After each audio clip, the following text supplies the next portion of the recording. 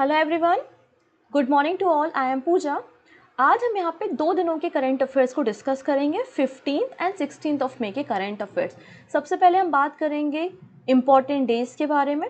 Important days के बाद हम कुछ इम्पॉर्टेंट पर्सन देखेंगे और आज के जो पर्सन है वो काफ़ी इंपॉर्टेंट है जिनसे क्वेश्चन बनेगा, जैसे कि CBI से। ठीक है, तो बिल्कुल रट लेना है उन व्यक्तियों के नाम।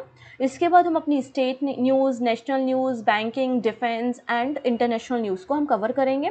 वीडियो के लास्ट में आप लोगों को हेडलाइंस मिल जाएंगी। जो भी आज हम बातें करने वाले हैं ना, उसकी आपको हेडलाइंस मिल जाएंगी, जिससे आसानी से आप नोट्स प्रिपेयर कर सकते हैं और अपनी CA की क्लास को रिवाइज कर सकते हैं। अब बात करेंगे नोट्स के बारे में। तो अगर PDF आपको चाहिए तो टेलीग्राम ज्वाइन कर लेना। अगर टेलीग्राम ज्वाइन नहीं किया है, टेलीग्राम में डेली CA अपलोड हो जाता है और डेली CA हमारा 7 AM पर आता है। और ये बात आप अपनी फ्रेंड्स को बताने के लिए इस लिंक को शेयर भी कर सकते हैं। वीडियो के लास्ट में क्वेश्चन ऑफ द डे होगा, जिसका आंसर कमेंट सेक्शन में देना है, पहली बात। दूसरी बात यहाँ पर मैं आपको बता दूँ, देखिएगा, हमने आप लोगों के लिए हिस्ट्री की to the point series start की है। उसमें मैंने 8 वीडियो अभी तक अपलोड किए हैं, जहाँ पे CGL और MTS में पिछले 5 सालों में आए हुए क्वेश्चंस वो कवर हैं। तो होता क्या है, जब भी आप किसी कोचिंग इंस्टीट्यूट में जाते हो या आप किसी ऑनलाइन चैनल से पढ़ाई कर रहे हो, तो सभी टीचर्स यही कहते हैं कि पिछले 5 साल के क्वेश्चन पेपर को स्टडी कर लो, है ना। यही बोला जाता है आप लोगों को पढ़ने के लिए, सीखने के लिए। तो इसलिए यहाँ पे to the point series start की गई है हिस्ट्री की। तो पिछले 5 साल के क्वेश्चन पेपर आपको छानने की ज़रूरत नहीं है, आपको यहाँ पे चैनल पे अवेलेबल हो रहा है। 8 वीडियो अपलोड कर दिए हैं और आने वाले समय में और भी वीडियो अपलोड हो जाएंगे। जब तक आप लोगों का आगे CGL का एग्जाम होगा, तब तक पूरी हिस्ट्री हमारी, मॉडर्न, मीडिएवल एंड आपकी एंशिएंट हिस्ट्री, वो सब कुछ यहाँ पे topic wise, question wise cover हो जाएगी। तो अगर आप इन वीडियो को फॉलो कर रहे हैं तो आपको अलग से और हिस्ट्री पढ़ने की ज़रूरत नहीं पड़ेगी। सेकेंड बात, कुछ बच्चे के कमेंट आते हैं क्या ये बैंकिंग के लिए यूज़फुल है। तो मैं आपको बता दूं, कोई भी वनडे एग्जाम होता है, चाहे वो आपका रेलवे का पेपर हो, SSC का पेपर हो, इनफैक्ट आप PSC अपने स्टेट का कोई एग्ज़ाम दे रहे हो, तो सभी एग्ज़ाम के लिए ये सारे करंट अफेयर्स यूज़फुल है। अगर आप डेली इन करंट अफेयर्स को फॉलो कर रहे हैं तो आपको कहीं और पढ़ने की, कहीं और जाने की ज़रूरत नहीं है। हाँ, अगर आप बैंकिंग स्टूडेंट हो, सिर्फ और सिर्फ बैंक के पेपर ही देते हो और कोई एग्ज़ाम नहीं देते हो, उस केस में बात कर रही हूँ, तो मुझे नहीं लगता कोई भी बच्चा जब कॉम्पिटिटिव एग्जाम देता है तो वो केवल बैंकिंग के पेपर देता है, वो SSC के पेपर भी देता है। चलो मान लेते हैं कि 1% बच्चा ऐसा है कि जो केवल और केवल बैंकिंग के पेपर ही देता है, उसको केवल बैंक में जाना है। तो यहाँ पे बैंकिंग वालों का 70 to 75% तो कवर हो रहा है, बट उसको 25% पढ़ने के लिए किसी दूसरे प्लेटफॉर्म का सहारा लेना पड़ सकता है, या फिर जो इकोनॉमी की हमारी क्लासेस चलती हैं, अलग से पायल मैम लेती हैं, आप उन क्लासेस के ज़रिए भी बैंकिंग का करंट अफेयर्स कवर कर सकते हैं।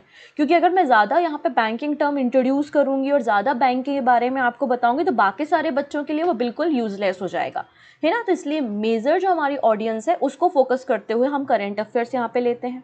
ठीक है, कल एक बच्चे का मुझे कमेंट आया था जो मुझे बहुत अच्छा लगा।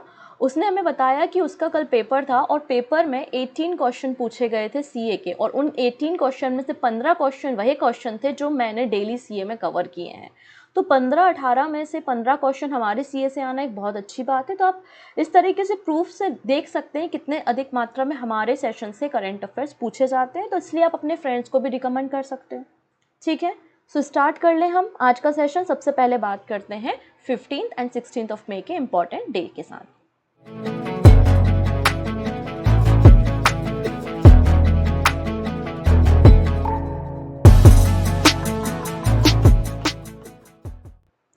तो देखिएगा, यूनाइटेड नेशन के द्वारा ग्लोबल रोड सेफ्टी वीक की शुरुआत की गई है। ये इसका 7th एडिशन है, 15th ऑफ मई से लेकर 21st ऑफ मई के बीच में। क्यों की गई है, नाम से समझ में आ रहा है, रोड सेफ्टी के बारे में, लोगों को इसकी इंपॉर्टेंस के बारे में अवेयरनेस दिलाने के लिए और किस तरीके से हम एक्सीडेंट से बच सकते हैं। इसलिए 7th edition united nation global road safety week शुरू हुआ है 15th ऑफ मई से लेकर 21st ऑफ मई के बीच में, जिसके लिए स्लोगन क्या है, स्लोगन है रीथिंक मोबिलिटी, ये इसका स्लोगन है। और यहाँ पर global road safety week organise कौन करा रहा है, तो यूनाइटेड नेशन रीजनल कमीशन और WHO और उसके साथ कई सारे गवर्नमेंट एजेंसी और NGO मिलके इस पूरे वीक को ऑर्गेनाइज करा रहे हैं।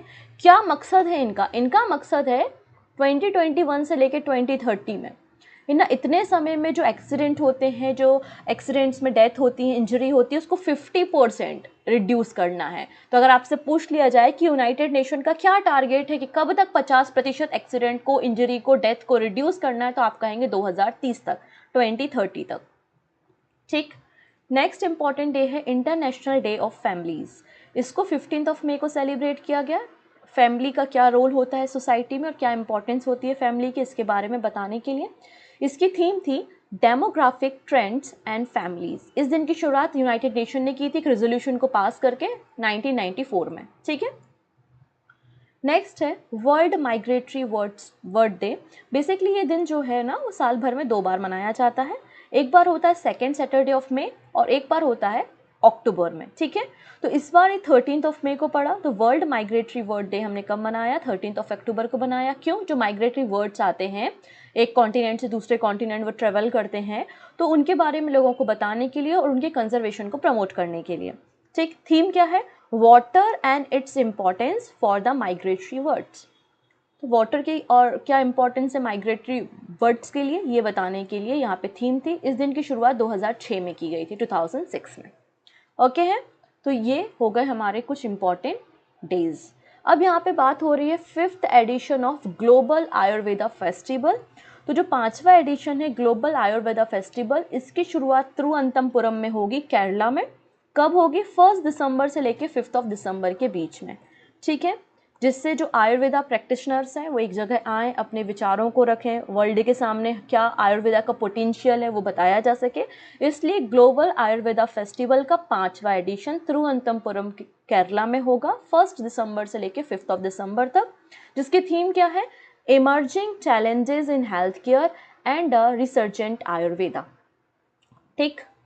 अब बात करेंगे कुछ इंपॉर्टेंट पर्सन के बारे में। तो स्टार्टिंग की जो 2 स्लाइड है ना, वो दोनों स्लाइड आपके किसी ना किसी सेट में, कोई भी आप एग्ज़ाम दे रहे हैं उसमें छपी हुई हैं, प्रिंट है। ठीक है। पहला क्वेश्चन यहाँ पे आ जाएगा कि सीबीआई के नए डायरेक्टर। ठीक है। पहला क्वेश्चन क्या है? सीबीआई के नए डायरेक्टर कौन बन गए हैं या कौन बनने जा रहे हैं? तो आंसर हो जाएगा प्रवीण सूद। एक आईपीएस ऑफिसर है और अभी वर्तमान में, मतलब करंट अगर सिनेरियो देखें तो करंट में ये कर्नाटका के डीजीपी हैं, प्रवीण सूद। इन्हें नया सीबीआई का डायरेक्टर अपॉइंट किया गया है for the period of 2 year. तो कितने सालों के लिए सीबीआई के डायरेक्टर बन गए हैं? तो for the period of 2 years. ये किसे रिप्लेस कर रहे हैं? तो ये सुबोध जायसवाल को रिप्लेस करेंगे। सुबोध जायसवाल जो है उनका रिटायरमेंट 25 मई को हो रहा है। 25 मई को सुबोध जायसवाल जी रिटायर हो जाएंगे और उनकी जगह प्रवीण सूद जो है वो डायरेक्टर बन जाएंगे सीबीआई के। अगर हम सीबीआई की स्टार्टिंग के बारे में बात करें तो जब सेकेंड वर्ल्ड वॉर ख़त्म हुआ था, तो सेकेंड वर्ल्ड वॉर के बाद जो करप्शन के केसेस आ रहे थे, है ना, प्रोक्योरमेंट के केसेस आ रहे थे, उनको इन्वेस्टिगेट करने के लिए 1941 में 1941 में स्पेशल पुलिस इस्टेब्लिशमेंट किया गया था। और उसके बाद फिर एक कमेटी बनाई गई विच इज़ संथानम कमेटी। तो Santhanam committee on prevention of corruption, इन्होंने रिकमेंडेड किया कि हमको एक ऐसी ऑफिशियल एक बॉडी बनानी चाहिए जिसको सीबीआई नाम दिया गया, और 1963 से सीबीआई काम कर रही है। ठीक। नेक्स्ट बात करते हैं अगली पर्सन। अगली पर्सन है सीईओ ऑफ ट्विटर। रिसेंटली आपको पता है 2022 अक्टूबर में क्या हुआ था? एलन मस्क ने $44 मिलियन में ट्विटर को खरीद लिया था। ठीक है। अब उसके नई एग्जीक्यूटिव ऑफिसर कौन बन गई हैं, ये क्वेश्चन आपसे पूछा जाएगा। तो आंसर हो जाएगा लिंडा याकारिनो। लिंडा याकारिनो जो है वो नई सीईओ बन गई हैं ट्विटर की। ठीक है। तो इनका नाम आपको याद रखना है, वेरी इंपॉर्टेंट पर्सन। चलिए नेक्स्ट पर्सन के बारे में बात करते हैं हम, मुशर्रफ फारूकी। ये है मुशर्रफ अली फारूकी और इन्हें आर्मोरी स्क्वायर प्राइज़ दिया जा रहा है फॉर ट्रांसलेशन। इनॉग्रल का मतलब है कि ये पहला एडिशन है, फर्स्ट टाइम ये अवार्ड दिया जा रहा है। ठीक है। तो यहाँ पे एक ऑथर है ये और एक ट्रांसलेटर है। ट्रांसलेटर का मतलब क्या होता है? एक भाषा से, मतलब एक लैंग्वेज से बुक को दूसरी लैंग्वेज में ट्रांसलेट करते हैं। तो इन्हें Armori square prize for translation दिया जा रहा है। किसके द्वारा ये अवार्ड दिया जा रहा है? तो पहली बात तो इनॉग्रल है, मतलब पहला एडिशन है। ठीक है। और इनकी जो बुक जो इन्होंने ट्रांसलेट की है वो 2024 में पब्लिश होगी, मतलब मार्केट में आएगी। ये जो आर्मोरी स्क्वायर प्राइज़ है फॉर ट्रांसलेशन, इसकी शुरुआत American venture capitalist firm Armori square के द्वारा की गई है। ये पहला एडिशन है। ठीक है। तो आपको इनका नाम याद रखना है, मुशर्रफ अली फारूकी। अब यहाँ पे बात आ रही है कि ट्रांसलेशन मतलब कौन सी बुक का इन्होंने ट्रांसलेट किया, किस भाषा में किया। तो यहाँ पर देखिएगा सिद्दीकी आलम की एक बुक थी the cattle drum and the other story. ये जो बुक थी उर्दू में थी और इसका अंग्रेजी भाषा में, इंग्लिश में ट्रांसलेट करने का काम इन्होंने किया है। चलिए अगली पर्सन है गीता राव गुप्ता। गीता राव गुप्ता, आप नाम से समझ में आ रहा होगा कि एक इंडियन अमेरिकन है ये गीता राव गुप्ता, और इन्हें एम्बेसडर बनाया गया है eight large for global women's issue. तो ग्लोबल वीमेंस इशू का एम्बेसडर सीनेट के द्वारा किसे चुना गया है? गीता राव गुप्ता को चुना गया है फॉर द स्टेट डिपार्टमेंट। तो Indian American Geeta Rao Gupta has been confirmed by the US senate as the ambassador at large for global women's issue in the state department. 51 में से इनको 47 वोट्स मिले हैं। इसके पहले एग्जीक्यूटिव डायरेक्टर रह चुकी हैं UN foundation 3D programme for girls and women's का। ठीक है, तो गीता राव गुप्ता का नाम आपको याद रखना है कि ग्लोबल वीमेंस इशू के लिए यूएस के सीनेट ने इनको एम्बेसडर बनाया है, राजदूत बनाया है। ठीक है, चलिए अगली बात करेंगे ISSF वर्ल्ड कप 2023। आप सभी को पता है कि बाकू, अजरबैजान की जो कैपिटल है बाकू, वहाँ पर ये चैंपियनशिप हो रही थी ISSF वर्ल्ड कप 2023। फाइनल यहाँ पे रिजल्ट आ चुके हैं, मतलब ये चैंपियनशिप खत्म हो चुकी है। ठीक है, इसमें टोटल भारत के कितने मेडल हैं? टोटल भारत के 4 मेडल हैं। टोटल कितने मेडल हैं भारत के? 4 मेडल हैं, जिनमें से एक आपका गोल्ड है, 2 आपके सिल्वर मेडल हैं और 1 आपके ब्रोंज मेडल हैं। मतलब भारत को टोटल 4 मेडल मिले हैं। और भारत का जो नंबर है ना वो 2nd नंबर पे है। मेडल टैली में भारत किस नंबर पे है? 2nd नंबर पे है। तो फर्स्ट कौन है? तो फर्स्ट नंबर पे मिलेगा आपको चाइना। फर्स्ट नंबर पे मिलेगा आपको चाइना। ठीक है, तो यहाँ पे अब उन इंडियन शूटर्स के नाम आपको याद रखने हैं जिन्होंने गोल्ड, सिल्वर और ब्रोंज मेडल हासिल किया है। तो सबसे पहले बात करेंगे गोल्ड के बारे में। तो 10 metre air pistol mixed team event में सरबजोत सिंह और दिव्या ने गोल्ड मेडल जीता है टीम इवेंट में। ठीक है, अब बात कर लेते हैं सिल्वर मेडल के बारे में। तो यहाँ पे हृदय हजारिका एंड नैन्सी मल्होत्रा, इन दोनों के द्वारा सिल्वर मेडल जीता गया है मेंस एंड वीमेंस कैटेगरी में 10 metre air pistol rifle event में बाकू अजरबैजान में। ठीक है, नेक्स्ट बात करेंगे ब्रोंज मेडल। तो ब्रोंज मेडल के बारे में तो हमने पहले भी डिस्कशन किया है कि 25 मीटर वीमेंस पिस्टल इवेंट में रिधिम सांगवान ने जो है वो ब्रोंज मेडल जीता है। तो इस तरीके से टोटल भारत को 4 मेडल मिले हैं और भारत मेडल टैली में 2nd नंबर पे है, चाइना यहाँ पे टॉप पर है। नेक्स्ट है नेशनल टेक्नोलॉजी डे। तो नेशनल टेक्नोलॉजी डे रिसेंटली हमने सेलिब्रेट किया 11 मई को। क्यों? क्योंकि पोखरण टेस्ट हुआ था और हंसा की भी टेस्टिंग हुई थी, राइट। तो यहाँ पे पूरा एक वीक सेलिब्रेट किया गया 11 मई से लेके 14 मई के लिए, और यहाँ पर नेशनल टेक्नोलॉजी अवार्ड्स डिस्ट्रीब्यूट किए गए। ठीक है, और ये अवार्ड आप देख सकते हैं। तो नेशनल टेक्नोलॉजी अवार्ड्स के बारे में हम डिस्कस कर रहे हैं। ये जो नेशनल टेक्नोलॉजी अवार्ड्स है ना, ये 5 अलग अलग फील्ड में दिए जाते हैं। ठीक है, और 5 फील्ड के लिए अलग अलग प्राइज मनी भी है। जैसे कि जो मेन अवार्ड दिया जाता है उसके लिए 25 लाख रुपए दिए जाते हैं। जो MSME सेक्टर्स को अवार्ड दिया जाता है उसमें 15 लाख होता है प्राइज मनी। जो स्टार्टअप्स होते हैं उनके लिए भी 50 लाख होता है। और आपका जो ट्रांसलेशन, रिसर्च और टेक्नोलॉजी बिजनेस इंक्यूबेटर होते हैं उनको 5-5 लाख रुपए ये प्राइज मनी दी जाती है। तो रिसेंटली ये अवार्ड जो है वो अनाउंस किए गए हैं। आइए इन अवार्ड्स के बारे में हम बात करते हैं। ठीक है, तो टेक्नोलॉजी डेवलपमेंट बोर्ड के द्वारा, किसके द्वारा? टेक्नोलॉजी डेवलपमेंट बोर्ड के द्वारा नेशनल टेक्नोलॉजी अवार्ड 2023 दिए गए हैं 5 अलग अलग कैटेगरी में। Main, MSME, startup, translation, research and technology business incubator. ठीक है, आप उनकी लिस्ट देख सकते हैं। अब जैसे कि अगर मैं बात करूं MSME, जैसे मेन अवार्ड है my lab discovery solution private limited, Maharashtra को गया है। इनको कितने रुपए मिले होंगे? 25 लाख रुपए मिले होंगे। My lab discovery solution private limited, Maharashtra. अब MSME और स्टार्टअप में 3-3, 4-4 कंपनीज हैं, इसलिए मुझे नहीं लगता यहाँ से क्वेश्चन बनेगा, क्योंकि जब 4-5 नाम होते हैं तो क्वेश्चन बनना थोड़ा टफ होता है। जैसे मेन कैटेगरी में एक ही अवार्ड है my lab discovery solution private limited, Maharashtra. MSME में आप याद रख सकते हैं idea force technology limited, Maharashtra. Startup में Kanpur flower recycling private limited, Uttar Pradesh. Next है national technology award translation research. अच्छा, इस अवार्ड के बारे में हम बात करते हैं। तो ये अवार्ड जो है वो किसी भी वीमेन साइंटिस्ट या एंटरप्रेन्योर या फिर किसी भी साइंटिस्ट को यहाँ पर ये अवार्ड दिया जाता है। ठीक है ना, इंडिविजुअल व्यक्ति को आउटस्टैंडिंग कंट्रीब्यूशन के लिए इंडिजीनियस टेक्नोलॉजी पे, मतलब जो मेड इन इंडिया टेक्नोलॉजी, कोई नई टेक्नोलॉजी रिसर्च वर्क करता है, उनको ये अवार्ड दिया जाता है। ठीक है ना, चाहे वो वीमेन साइंटिस्ट हो या फिर मैन साइंटिस्ट हो या एंटरप्रेन्योर हो, ठीक है। तो यहाँ पे प्रोफेसर गोविंद राजू उन्होंने एक ड्रग डेवलप की थी for the treatment of Alzheimer disease के लिए उन्होंने एक ड्रग तैयार की थी, जिसलिए उनको नेशनल टेक्नोलॉजी अवार्ड यहाँ पे ट्रांसलेशन रिसर्च के लिए दिया गया है। नेक्स्ट बात करेंगे टेक्नोलॉजी बिजनेस इंक्यूबेटर, तो ये दिया है टी हब फाउंडेशन को तेलंगाना को ये अवार्ड यहाँ पर दिया गया है। तो ये अलग अलग अवार्ड यहाँ पर डिस्ट्रीब्यूट किए गए हैं 11 मई को। चलिए लास्ट पर्सन के बारे में हम बात करते हैं, उसके बाद हम दूसरी न्यूज़ कवर करेंगे। ये है नाइजीरिया के एक ऑथर जिनका नाम है अरिंज इफिकांडू, ठीक है। अरिंज इफिकांडू इन्हें डायलन थॉमस प्राइज़ दिया गया है। अच्छा, डायलन थॉमस प्राइज़ के बारे में थोड़ा सा बता देती हूँ। ये प्राइज़ उन यंग ऑथर्स को प्रमोट करने के लिए दिया जाता है जिनकी एज 39 या 39 से कम होती है, ठीक है ना। मतलब जो 39 साल या 39 साल से कम उम्र के अच्छे राइटर हैं, ऑथर हैं, तो ये यंग राइटर को दिया जाने वाला one of the most prestigious award है, ठीक है, जो कि नाइजीरिया के एक ऑथर को दिया गया है। और इस अवार्ड की शुरुआत 2006 में की गई थी। और ये अवार्ड किसे दिया है, तो नाइजीरिया के ऑथर अरिंज इफिकांडू को दिया गया है। इनकी बुक का नाम अगर आप देखेंगे तो इनकी बुक का नाम है kaleidoscopic reflection of queer life and love. इस बुक के लिए इनको दिया गया है, ठीक है। इसके अलावा इन्होंने कई सारी बुक लिखी है, जैसे कि एक बुक इनकी है God's children are little broken thing.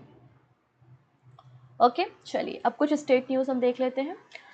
Which state has become the first state in the country to have a drone surveillance system in all police districts in the state? तो कौन सा राज्य हमारे देश का ऐसा पहला राज्य बन गया है जिसके सभी जिलों में ड्रोन सिस्टम है पुलिस के पास निगरानी करने के लिए? तो आंसर हो जाएगा Kerala become the first Indian state to have a drone surveillance in all police districts, ठीक है। तो ये बात हमको किसने बताई है, जो केरला के मुख्यमंत्री हैं पिनराई विजयन, उनके द्वारा ये बात बताई गई। और उन्होंने कहा कि हर डिस्ट्रिक्ट के जो भी पुलिस स्टेशन हैं हमने उनको ड्रोन डिलीवर किया है, और ड्रोन डिलीवरी के साथ साथ हमने लाइसेंस पायलट भी उनको दिए हैं जो कि ड्रोन को चला सके, ऑपरेट कर सके, ठीक है। और ये जो ड्रोन है इसके जो सॉफ्टवेयर है वो पूरी तरीके से इंडिजीनियस है, मतलब मेड इन इंडिया तरीके से इनको डिज़ाइन किया गया है। तो ये बात यहाँ पे हमें पता चलती है। ओके, नेक्स्ट बात करते हैं। अभी आपने न्यूज़ में देखा होगा कि कर्नाटक असेंबली इलेक्शन कंक्लूड हुए हैं, तो इंडियन नेशनल कांग्रेस जो है वो यहाँ पर जीत गई है। Indian National Congress Karnataka assembly election को जीत गई है। क्वेश्चन पूछा जा रहा है, how many assembly seat are there in Karnataka में टोटल नंबर ऑफ विधानसभा सीट्स कितनी है? तो टोटल सीट्स जो है वो 224 है, 224 यहाँ पे टोटल सीट्स है, ठीक है। और यहाँ पे कांग्रेस की जीत हुई है। गवर्नर थावरचंद गहलोत है, कैपिटल बेंगलुरु है। असेंबली सीट आप लोगों ने देख ली 224 है, राज्यसभा की सीट 12 है और लोकसभा की सीट जो है वो 28 है, ठीक है। नेक्स्ट बात करते हैं, Himachal Pradesh CM Sukhbinder Singh Sukhu launch Him data portal. तो हिम वर्ड जहाँ भी दिखे आपको तो आप समझना कि वो हिमाचल प्रदेश से जुड़ी हुई कोई स्कीम के बारे में बात कर रहा है। तो रिसेंटली जो हिमाचल प्रदेश के मुख्यमंत्री हैं सुखबिंदर सिंह सुक्खू, उनके द्वारा हिम डेटा पोर्टल की शुरुआत की गई है। अब इस हिम डेटा पोर्टल में क्या होगा, जितने भी अलग अलग डिजिटल प्लेटफॉर्म स्टेट में ऑपरेट हो रहे हैं, है ना, वो सारे के सारे प्लेटफॉर्म को एक जगह पे लाया जाएगा, जहाँ पर वेलफेयर स्कीम्स के बारे में, पब्लिक के बेटरमेंट के लिए जो वेलफेयर की स्कीम्स अलग अलग ऑर्गेनाइजेशन के द्वारा शुरू की जाती हैं, तो वो आप एक ही पोर्टल पे, एक ही एप्लीकेशन पे देख सकते हैं। इसके पहला, the people associated with him परियोजना project would get the information about various welfare scheme easily. तो जो हिम परियोजना प्रोजेक्ट से जुड़े हुए लोग हैं वो भी यहाँ से इन्फॉर्मेशन को एक्सेस कर सकते हैं। और जुलाई 2023 में जब हिमाचल प्रदेश की गवर्नमेंट ने हिम परिवार प्रोजेक्ट को लॉन्च किया था, जिसके अंतर्गत special digital identity to the people of the state दी गई थी। तो ये भी आपको याद रखना, हिम परिवार प्रोजेक्ट भी हिमाचल प्रदेश गवर्नमेंट का है। नेक्स्ट बात करेंगे, Indian government to launch faster immigration clearance scheme for trusted travellers. अब देखिएगा होता क्या है, कई सारे जो व्यक्ति होते हैं वो एकदम बहुत फ्रिक्वेंटली ट्रैवल करते रहते हैं, एक कंट्री से दूसरी कंट्री जाना, एक जगह से दूसरी जगह मीटिंग है, या हमारे कंट्री के अंदर भी एक सिटी से दूसरी जगह जाना है, तो बहुत ट्रैवल करना पड़ता है। और ट्रैवलिंग करने के बाद आपको जब एयरपोर्ट में जाते हैं तो एयरपोर्ट में आपकी चेकिंग होती है, एक बहुत लंबा क्यू होता है और काफ़ी समय यहाँ पर लगता है। तो इसी प्रॉब्लम को यहाँ पे सॉल्व करने के लिए जो बहुत फ्रिक्वेंट यूज़र हैं और प्री वेरीफाइड ट्रैवलर्स हैं, उनके लिए यहाँ पे ट्रस्टेड ट्रैवलर की शुरुआत की जा रही है। ठीक है, गवर्नमेंट ऑफ इंडिया के द्वारा। बेसिकली अब इसको पायलट बेसिस पे दिल्ली और मुंबई के एयरपोर्ट्स में शुरू किया जाएगा। Okay, with an aim to reduce congestion at airport checkpoints, Indian government will soon launch Trusted Traveller program for the faster immigration clearance for pre-verified travelers. This new scheme, the new scheme will be launched for travelers with Indian passport across international airport in India. The program will be started on the pilot basis at Delhi and the Mumbai airport this year, और उसके बाद 15 नए airport में इसको शुरू किया जाएगा 2027 तक, और फिर पूरे भारत के एयरपोर्ट पे 2032 तक इसको शुरू कर दिया जाएगा। इसके लिए दिल्ली एयरपोर्ट में 3 नए इलेक्ट्रॉनिक गेट्स भी बनाए गए हैं, 2 for arrival and 1 for the departure. Clear? तो ये सारी बातें यहाँ से हमें पता चल रही हैं। चलो नेक्स्ट बात करते हैं, the first meeting of India EU trade technology council at Brussels. Brussels क्या है? तो ब्रसेल्स बेल्जियम की कैपिटल है। ठीक है, तो पहली मिनिस्ट्रियल टॉक होने वाली है इंडिया और European union trade and technology council के बीच में। कब? 16 मई 2023 में, जहाँ पे कई सारे इश्यूज़ पे ट्रेड को कैसे बढ़ा सकते हैं, डिजिटल कनेक्टिविटी कैसे बढ़ा सकते हैं, नए इन्वेस्टमेंट, एनर्जी और क्लीन एनवायरनमेंट के कई सारे मुद्दों पे यहाँ पे डिस्कशन किया जाएगा। यहाँ पर पीयूष गोयल और एस जयशंकर जी इस मीटिंग में प्रेजेंट होंगे। नेक्स्ट है एक्सरसाइज समुद्र शक्ति। तो एक्सरसाइज समुद्र शक्ति बेसिकली इंडिया और इंडोनेशिया के बीच में होने वाली एक बायलैटरल मैरीटाइम एक्सरसाइज है। ठीक है, तो पहला क्वेश्चन तो यही बन गया कि एक्सरसाइज समुद्र शक्ति किन दो देशों के बीच में होती है? तो इंडिया और इंडोनेशिया के बीच में होने वाली है बायलैटरल मैरीटाइम एक्सरसाइज है, और इसका 4th एडिशन शुरू हो गया है। इसका 4th एडिशन शुरू हो गया है। कौन सा एडिशन है? 4वें नंबर का संस्करण है। कहाँ हो रहा है? इंडोनेशिया में 14 मई से लेकर 19 मई के बीच में। बात है इंडोनेशिया में 14 मई से लेकर 19 मई के बीच में एक्सरसाइज समुद्र शक्ति का आयोजन किया जा रहा है। इसका 4था एडिशन है, और इंडियन नेवी की तरफ से INS Kavaratti, Indian navy Dornier maritime petrol aircraft और चेतक हेलीकॉप्टर यहाँ पे शामिल होंगे। अगली बात करेंगे, यहाँ पे अगली एक एक्सरसाइज है जिसका नाम है शोरिंग ईगल एक्सरसाइज। ये exercise south Korea air force conduct करा रहा है। ये आप पूरा जो मैप देख रहे हैं वो आपका कोरियन पेनिनसुला है। कोरियन पेनिनसुला में आपको north Korea and south Korea देखने को मिलेगा, और साउथ कोरिया की जो कैपिटल है वो सियोल है। और यहाँ पर बेसिकली होता क्या है, जो नॉर्थ कोरिया है ना, वो कभी छोटे मोटे अटैक करता रहता है, अपनी टेस्टिंग करता रहता है, क्योंकि नॉर्थ कोरिया तो भाई कोई किसी की सुनता नहीं है, उसको किसी की पड़ी भी नहीं है। ठीक है, तो अपनी बाउंड्री को प्रोटेक्ट करने के लिए अब साउथ कोरिया को भी तो अपनी पावर दिखानी पड़ेगी कि नहीं, हमारे पास भी एयरफोर्स है, हमारे पास भी नेवी है। तो अपनी ही एयरफोर्स के साथ एक छोटी सी एक्सरसाइज इसने करी है यहाँ पर इसी लाइन के पास सियोल के नज़दीक। ठीक है, जिसका नाम इसने क्या रखा है? शोरिंग ईगल एक्सरसाइज, जिससे अपने डिफेंस की जो टेक्निक्स है उनको और इम्प्रोवाइज कर सके और शो भी कर सके कि हमारे पास भी फोर्सेस हैं। ठीक है, इसलिए एक्सरसाइज हो रही है। नेक्स्ट है the Asian kabaddi championship 2023 is scheduled to be held at which country from June 27 to 30। तो क्वेश्चन केवल इतना सा है कि एशियन कबड्डी चैम्पियनशिप 2023 कहाँ पर होगी? 27 जून से लेकर 30 जून के बीच में। ठीक है, तो एशियन कबड्डी चैम्पियनशिप होगी साउथ कोरिया में। साउथ कोरिया में 27 जून से 30 जून के बीच में एक्सरसाइज होगी, मतलब ये चैम्पियनशिप होगी। लास्ट जो एडिशन हुआ था वो 2017 में हुआ था। लास्ट एडिशन जो हुआ था वो ईरान में हुआ था और 2017 में हुआ था एशियन कबड्डी चैम्पियनशिप का। अगर उसके विनर के बारे में हम बात कर लेते हैं तो विनर कौन था? India. India is the defending champion. India क्या था? Defending champion having beaten Pakistan.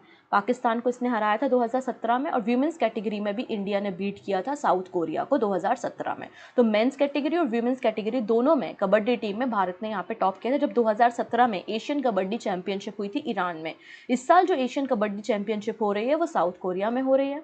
ठीक है, और साउथ कोरिया की जो कैपिटल है वो सियोल है। अभी हमने मैप भी दिखाया था आपको, और वॉन यहाँ पर करेंसी है। यून श्योक योल यहाँ पर प्रेसिडेंट के रूप में काम कर रहे हैं। चलिए, अच्छा आप लोगों को पता है ना, हमारे देश में कई बार आपके गांव में या आपके घरों के आसपास भी आपने न्यूज़ में देखा होगा, हम सामूहिक विवाह करते हैं। जो गरीब परिवार के बच्चे हैं या जिनकी शादियां नहीं हो रही हैं तो वो सामूहिक विवाह में आते हैं। गवर्नमेंट पैसे वगैरह भी देते हैं, बर्तन वगैरह देते हैं, और शादियाँ होती हैं ना। ऐसे सामूहिक आप लोग ने विवाह के बारे में देखा होगा। तो ऐसा ही कुछ, बस नाम चेंज करके शुरू किया है चाइना ने। ठीक है ना। तो China to launch pilot project in 20 more cities to build a new era marriage and the child bearing culture. अब हो क्या रहा है कि चाइना में लगातार पॉपुलेशन डिक्लाइन हो रही है, और चाइना में यूथ पॉपुलेशन काफ़ी कम है। ठीक है। तो इसलिए चाइना की पहले पॉलिसी चलती थी वन चाइल्ड पॉलिसी, उसको भी उसने ख़त्म कर दिया और वो ज़्यादा प्रमोट करती कि ज़्यादा बच्चों को जन्म दो जिससे पॉपुलेशन इंक्रीज़ हो। अब चाइना का सिनेरियो थोड़ा सा चेंज हो रहा है, आप लोगों को भी न्यूज़ में पता होगा। तो इसलिए चाइना ने एक प्रोजेक्ट लॉन्च किया है, new era marriages, new era marriage child bearing culture. ठीक है, इसमें वो प्रमोट कर रहा है basically, China family planning association ने इस प्रोजेक्ट को लॉन्च किया है, जिससे वीमेंस को इनकरेज कर रहा है कि भाई आप शादी करो और शादी करने के बाद चिल्ड्रंस को, बच्चों को जन्म दो। फिर ना इसको पायलट बेसिस पे शुरू किया गया है हिवई प्रोविंस में चाइना के। न्यू एरा मैरिज किसका प्लान है? तो ये चाइना का प्लान है। ठीक है, चलिए अब एक छोटी सी न्यूज़ हम बात करते हैं। आप लोगों ने इंटरनेशनल स्पेस स्टेशन के बारे में डेफिनेटली सुना होगा और ये बात भी सुनी होगी कि 2030 तक ये जो इंटरनेशनल स्पेस स्टेशन है वो रिटायर हो जाएगा। अब ज़रूरत पड़ेगी एक नए स्पेस स्टेशन की। तो यहाँ पे स्पेस एक्स ने पार्टनरशिप की है कुछ स्टार्टअप्स के साथ to launch commercial space station. ये अपना एक कमर्शियल स्पेस स्टेशन लॉन्च कर जाएगा। कब तक? 2025 तक, 2025 तक अनुमान लगाया जा रहा है कि स्पेस एक्स कुछ स्टार्टअप कंपनी के साथ पार्टनर करके कमर्शियल स्पेस स्टेशन को लॉन्च कर देगा और एक छोटे से बक्से के जैसा एक सिलेंड्रिकल शेप का ये स्पेस क्राफ्ट होगा जिसको ऑर्बिट में डिप्लॉय किया जाएगा 2025 के अंत तक और जिसका नाम होगा हेवन 1। तो हेवन 1 एक नया प्लेटफॉर्म हो सकता है, एक नया सिलेंड्रिकल स्पेस क्राफ्ट है जो कि एक कमर्शियल स्पेस स्टेशन की तरह काम करेगा। ठीक है, नेक्स्ट बात करेंगे नासा ने लॉन्च कर दिया है सेकेंड सुपर प्रेशर बलून। अच्छा, नासा ने जो पहला सुपर प्रेशर बलून लॉन्च किया था वो लास्ट ईयर लॉन्च किया था और इस साल इसने 5 बार अनसक्सेसफुल इसका अटैम्प्ट रहा और उसके बाद फाइनली इसने सेकेंड सुपर प्रेशर बलून को लॉन्च कर दिया है। पहले नंबर का जो बलून लॉन्च किया था उसकी कैपेसिटी थी 54 डेज़ की और यहाँ पे जो नया बलून लॉन्च किया है ना, इसकी कैपेसिटी जो है वो 100 डेज़ या उससे ज़्यादा है। बाकी सब तो मैडम समझ में आता है। ये सुपर प्रेशर बलून क्या है जो नासा लॉन्च कर रहा है कुछ इस तरीके से। तो मैं आपको बता दूं, ये सुपर प्रेशर बलून जो होता है इसको ऑर्बिट में आपके अपर एटमॉस्फेयर में इसको लॉन्च किया जाता है और वहाँ पे 100 डे से ज़्यादा वहाँ पे रहेगा और अपर एटमॉस्फेयर की जो इन्फॉर्मेशन है उसको गैदर करके ये नीचे भेजेगा अर्थ पे। इसके अलावा जो गामा रेज वगैरह आती हैं ब्लैक होल वगैरह से, तो उसको ऑब्जर्व करेगा। ठीक है, तो बेसिकली अपर एटमॉस्फेयर की स्टडी करने के लिए लो कॉस्ट में तैयार इस डिवाइस को भेजा जाता है। ठीक है, तो इसको नासा ने तैयार किया है जिसका नाम है यहाँ पे सुपर प्रेशर बलून और जिसको रिसेंटली भेजा गया है कहाँ से? न्यूजीलैंड से। और इसकी साइज़ जो है फुटबॉल ग्राउंड है ना उसकी साइज़ के बराबर ये होती है। ठीक है, नेक्स्ट बात करेंगे यहाँ पर ministry of port shipping and waterway rank second in the survey report on DGQI। अब यहाँ पे थोड़ा सा हम इस रिपोर्ट के ऊपर चर्चा करते हैं, फिर पूरी न्यूज़ समझ में आएगी। डेटा गवर्नेंस क्वालिटी इंडेक्स जिसको हमने नाम दिया है DGQI। ठीक है, तो DGQI समझ में आया आपका, डेटा गवर्नेंस क्वालिटी इंडेक्स को रिसेंटली इस रिपोर्ट को पब्लिश किया गया है। इस रिपोर्ट को तैयार कौन करते हैं या डेटा तैयार कौन करता है? तो इसको तैयार करने का काम नीति आयोग ने किया है। Development monitoring and evolution office under the NITI Aayog इस रिपोर्ट को तैयार किया है और यहाँ पे अलग अलग जितनी भी आपकी पब्लिक सेक्टर कंपनीज ऑर्गेनाइजेशंस हैं या कोई मंत्रालय डिपार्टमेंट हैं उनकी बेसिकली यहाँ पे अलग अलग पैरामीटर के हिसाब से असेसमेंट किया जाता है। 6 अलग अलग क्राइटेरिया के हिसाब से रैंकिंग की जाती है और फिर ये डेटा पब्लिश किया जाता है जिसमें data generation, data quality, technology utilisation, data analysis, distribution, security, case study, कई सारे पैरामीटर यहाँ पे शामिल होते हैं। So ministry of port shipping and waterway ने यहाँ पे सेकेंड पोजिशन सिक्योर की है अमंग द 66 मिनिस्ट्री और इसकी जो स्कोर है 5 में से 4.7 स्कोर है। तो आपको समझ में आया होगा कि data governance quality index NITI Aayog के द्वारा रिलीज़ किया गया है और इसमें सेकंड रैंकिंग किसकी है? Ministry of port shipping and waterways की है।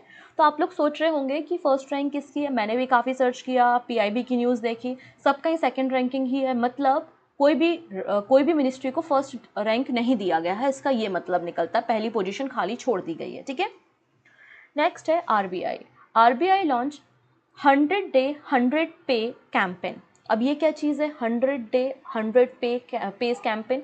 तो बेसिकली यहाँ पे रिजर्व बैंक ऑफ इंडिया ने एक कैंपेन शुरू किया है जिसका नाम है 100 डेज 100 पेज। ठीक है, ये बैंक है, इसको बेसिकली हर एक डिस्ट्रिक्ट में, कंट्री हमारे जो भारत का हर एक राज्य में जो हर एक ज़िले हैं वहाँ पर इस कैंपेन को 100 दिनों के अंदर लॉन्च किया जाएगा। इसमें क्या करना है? Basically with in the 100 days आपको 100 अनक्लेम डिपॉजिट को सॉल्व करना है, ठीक है। क्यों? क्योंकि लगातार जो बैंक है ना उसमें अनपेड जो आपके अनक्लेम डिपॉजिट्स की संख्या बढ़ते जा रही है, मतलब प्रॉपर राइटफुल जो ओनर्स हैं उनके तक डिपॉजिट नहीं पहुंच पाता। तो यहाँ पे बैंक चाहती है कि डिपॉजिटर के पास उनका पैसा पहुंच जाए जो अनक्लेम डिपॉजिट है। तो इसलिए यहाँ पे top 100 unclaim deposit of every bank in every district of the country with in the 100 days. 100 days के अंदर आपको 100 अनक्लेम डिपॉजिट को सॉल्व करना है हर एक डिस्ट्रिक्ट के हर एक बैंक में, ठीक है। और अगर 10 साल तक किसी भी डिपॉजिट पे कोई भी क्लेम नहीं है तो उसको इनएक्टिवेट कर दो, उस अकाउंट को इनएक्टिवेट कर दो, फ्यूचर में कोई और व्यक्ति उस पर क्लेम नहीं कर सकता। तो इस तरीके से ये कैंपेन शुरू किया है आरबीआई के द्वारा। लास्ट न्यूज़ है ये आज की, हम बात कर रहे हैं नाथूराम मीणा के बारे में। नाथूराम गोडसे के बारे में तो सभी लोग जानते हैं, आज हम कोई नए पर्सन के बारे में बात करते हैं। हम बात करेंगे नाथूराम मीणा के बारे में। क्यों है न्यूज़ में ये? क्योंकि रिसेंटली मतलब 14 मई को नागौर, राजस्थान के नागौर में हमारे जो वाइस प्रेसिडेंट है ना जगदीप धनखड़, उन्होंने नाथूराम मीणा का स्टैच्यू अनवील किया है, इनॉग्रेट किया है, ठीक है। तो इसलिए चर्चा में आ गए हैं। तो पहला क्वेश्चन तो बन जाएगा कि रिसेंटली इनमें से किस पॉलिटिशियन का स्टैच्यू लॉन्च किया गया है? तो आंसर हो जाएगा नाथूराम मीणा। या नाथूराम मीणा जिनका स्टैच्यू रिसेंटली लॉन्च किया गया है, अनवील किया गया है, वो किसने किया है? तो वाइस प्रेसिडेंट जगदीप धनखड़ ने किया है। या क्वेश्चन बन सकता है कि नाथूराम मीणा जिनका स्टैच्यू रिसेंटली जगदीप धनखड़ ने लॉन्च किया है वो कहाँ पर किया है? तो नागौर राजस्थान में किया है, ठीक है। कौन थे ये? तो एक फ्रीडम फाइटर थे, social reformer and farmer leader थे, किसानों के नेता थे ये। इनका अगर पॉलिटिकल करियर देखेंगे तो पहली बार 1952 में ये असेंबली में इलेक्ट हुए थे। इसके अलावा राजस्थान लेजिस्लेटिव असेंबली के मेंबर होने के साथ साथ ये लोकसभा के भी मेंबर थे। इन्होंने जो किसान थे किसानों के वेलफेयर के लिए बहुत ज़्यादा काम किया, इसलिए इनके स्टैच्यू को यहाँ पे अनवील करने का काम किया गया है, नाथूराम मीणा, ठीक है। अंत में बात करेंगे दो छोटी छोटी शॉर्ट न्यूज़ के बारे में। पहला बात है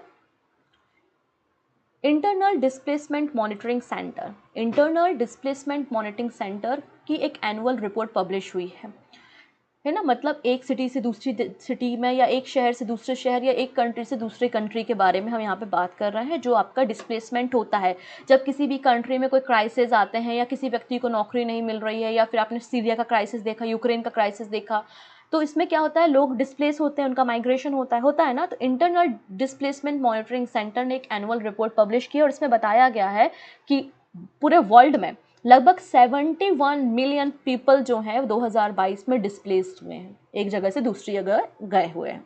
नेक्स्ट है फर्स्ट माइनिंग स्टार्टअप समिट। अब देखिए गवर्नमेंट चाहती है कि स्टार्टअप जो है वो हर एक सेक्टर में तो आ ही रहे हैं, टेक्नोलॉजी के सेक्टर में कितने स्टार्टअप हैं, वो चाहती है कि माइनिंग एरियाज़ में भी नए स्टार्टअप्स आएँ। इसलिए पहला माइनिंग स्टार्टअप समिट जो है वो 29 मई को आयोजित किया जाएगा मुंबई में, ठीक है, to encourage the participation of startup in the mineral and the mining sector. Okay, तो ये हमारे आज के करंट अफेयर्स थे। ये पूरी आपकी हेडलाइंस है। जैसे कि 5वां एडिशन ग्लोबल आयुर्वेदा फेस्टिवल का केरला में होगा। आईपीएस ऑफिसर प्रवीण सूद जो है वो नेक्स्ट डायरेक्टर होंगे सीबीआई के।